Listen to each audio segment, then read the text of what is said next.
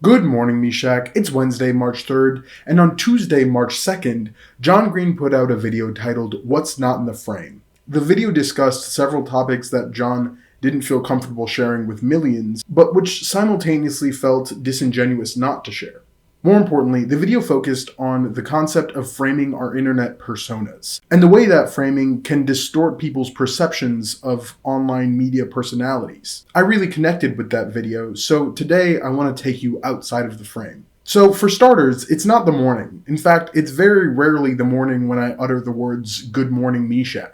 It's almost always the afternoon of the day before or the afternoon of the day that I publish the video. I also sometimes change my outfit before I shoot a video, either because I wore it in my last video or because I don't think what I'm wearing is suitable for a large audience. For example, in my last video, I wore this shirt. What you didn't see in that video was the back of my elbow, and that's because there's a gaping hole in this shirt.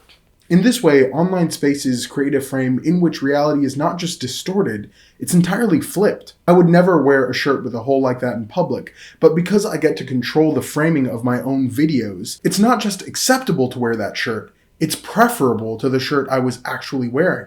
What's interesting to me is the way in which this matter of figurative language transcends the figurative and breaks into the literal. Something you may or may not already know is that cameras actually captured a flipped image. So when it's being displayed back to you on a screen or display, it was actually digitally flipped from what was initially captured.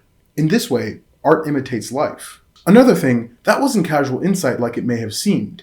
Almost every video that I make has a script, and sometimes I dedicate hours to writing those scripts. In between shots, I look over at my laptop, which is sitting right over there on my bed. Speaking of right over there, you can't see what I'm pointing to. So let's take a look at my room.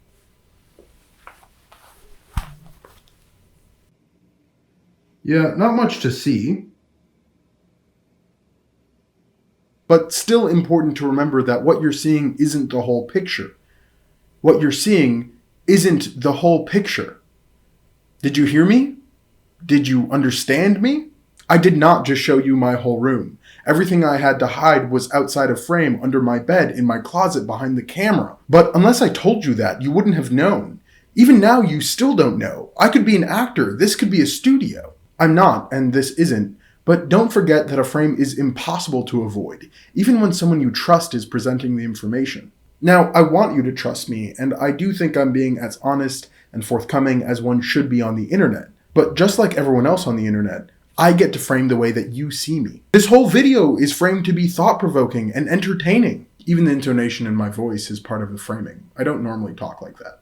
I think this idea was put well by George Watsky in his song Tiny Glowing Screens Part 2. In the song he says, quote, "But don't paint me like the good guy, 'cause every time I write, I get to choose the angle you view me and select the nicest light. Meshach, I'll see part of you tomorrow."